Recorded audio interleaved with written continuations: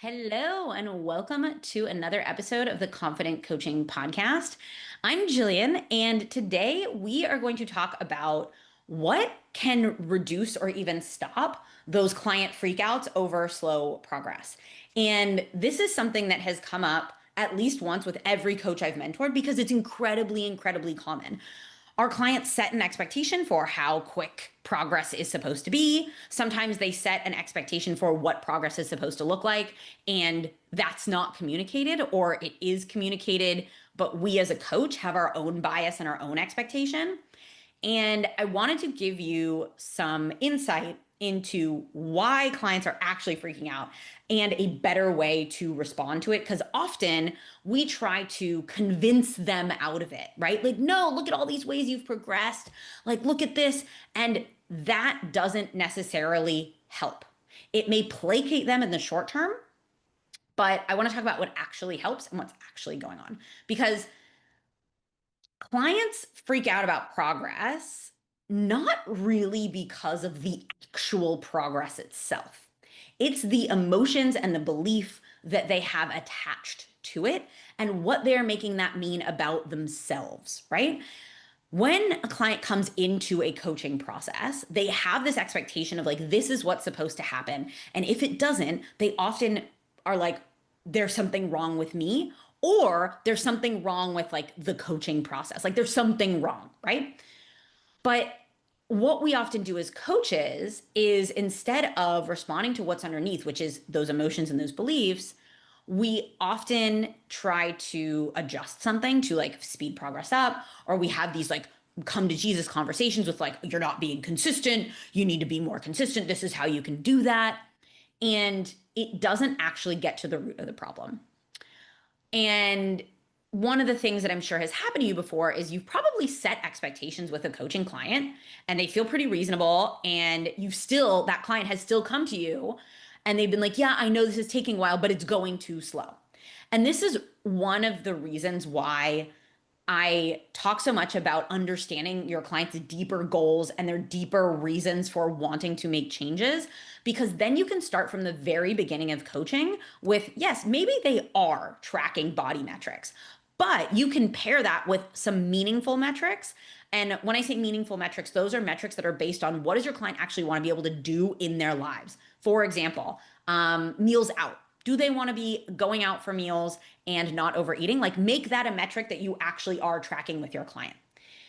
And I also would really encourage is that instead of just jumping into, well, we're going to track body metrics because you want fat loss and that's how we do it.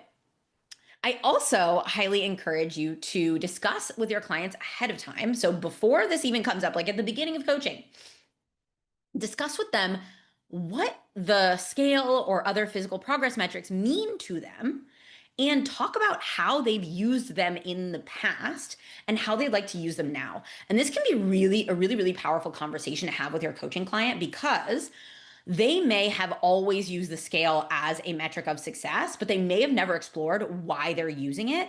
And if or if not, it's actually supportive or helpful for them. And they may not have realized or at least communicated to you what meaning they are putting on the scale, right? And so when a client comes to you and they're like, progress is slow, what do I do? You might want to like please or placate your client and actually like look at the plan and be like, well, you have, you need to do this if you actually want to see quicker progress. You may talk about how consistent they've been. And like I said a minute ago, that's a band-aid. You will be back in the same boat soon. You can adjust macros all you like, talk about the importance of accurate tracking, but until you address the emotions that your client is feeling, the beliefs behind it, you will be back in the same boat, right?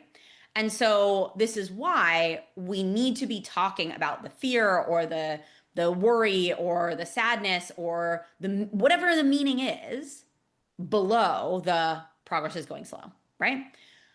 So we want to be practicing empathy and we want to be validating that your client is having an emotional experience. So when your client is talking to you, reflect back to what you are hearing from them emotionally. This is where we really help our clients see like, oh, this person is listening to me. This person gets me. And it can be helpful to normalize that how they're feeling is not wrong. And it is frustrating when we have an expectation and it's not met.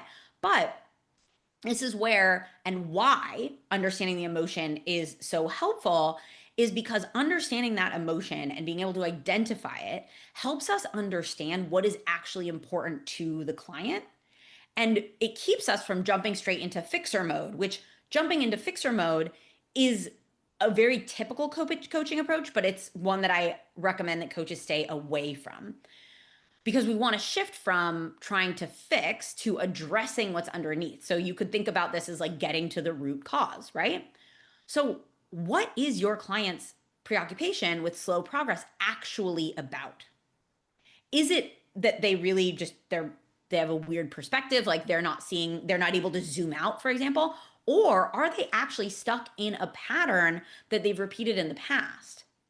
And this may be an issue with your coaching program because if you're bringing clients in and you're like, we're going to fix your relationship with food and you're going to lose fat at the same time, those are opposing goals.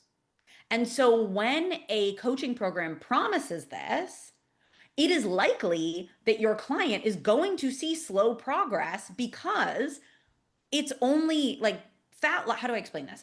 Fat loss in relationship with food work is a byproduct.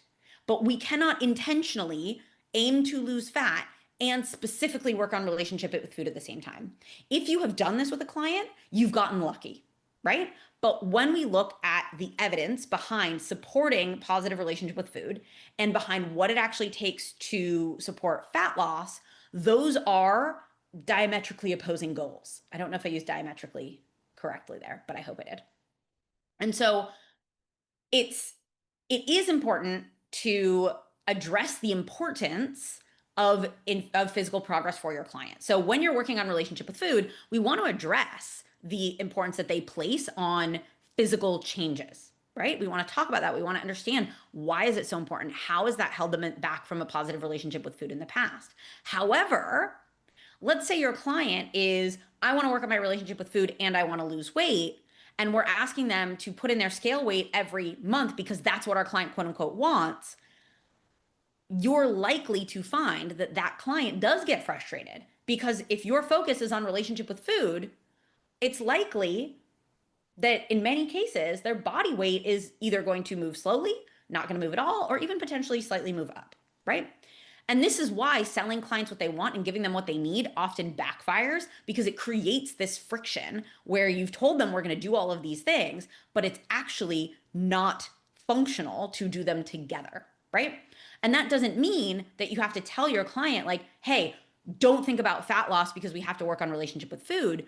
But that's why it is important to dive into, well, what's behind your expectations of physical progress. So I want to talk about what to do about this. So at the very beginning with your clients, I would encourage you to review how you are setting goals and how you are talking about progress tracking. And this is something that I have a mentoring client who is currently completely booked out for a new program that we developed together. And this program is different than the previous programs that she's sold because it focuses on she refers to it as like toxic diet culture, so helping clients move away from that. And at the beginning of her program, something that we've started to include is talking about what are the progress metrics that are actually important to you and why. So that's something to do at the beginning of your program. Then when your client does come to you and they're like, progress is really slow, acknowledge the emotion that they are bringing to you.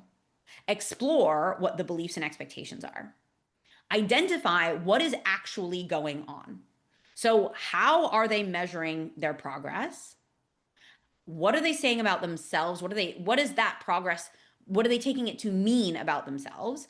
And then you can work with your client to create a collaborative expectation of like, hey, what does this actually look like? And this is so much more about listening than it is about fixing the problem. Because the problem is not actually that progress is slow. It's what your client is making that mean about themselves and where your client is placing their focus. And you get to help guide your client's focus. And that starts from the very first contact you have with them. Because if all of your coaching is focused around like how to eat the right amount of food for weight loss, then of course your client is going to be discouraged when physical progress doesn't align. Also, if your coaching is focused on, I'm going to help you improve your relationship with food and lose weight at the same time, then, and that doesn't happen, yeah, I would be frustrated as a client as well because you've promised me something that you can't ethically promise, right?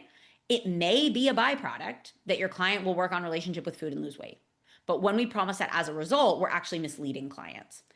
And also, it's frustrating for you as the coach because then every time they come to you with, oh my gosh, progress is slow, you start to doubt yourself. You start to rush to figure out, how do I placate my client? And you end up doing a lot of like, well, let's just try this instead of consistent, deliberate skill practice. So that is what I have for you today. I hope you enjoyed this. I encourage you to take away from this that when your client comes to you complaining about slow progress or worried about slow progress, it's not actually like, don't take it at face value. Explore what is underneath that. And that is going to take you a lot farther than just trying to adjust their plan or help them be more consistent, right? Because maybe they do actually feel like, oh, well, I'm not being consistent, or I'm putting in a lot of effort some days and not others. Maybe that is the problem, but we need to stop and explore the beliefs and the emotions before we jump straight to the fixing part. So, if you need a little bit of help around communication on that, the Motivational Interviewing Starter Guide is in the show notes. And of course, if you have any questions, I'm happy to answer them. So, thank you for listening. Thank you for being here, and I will see you again next time.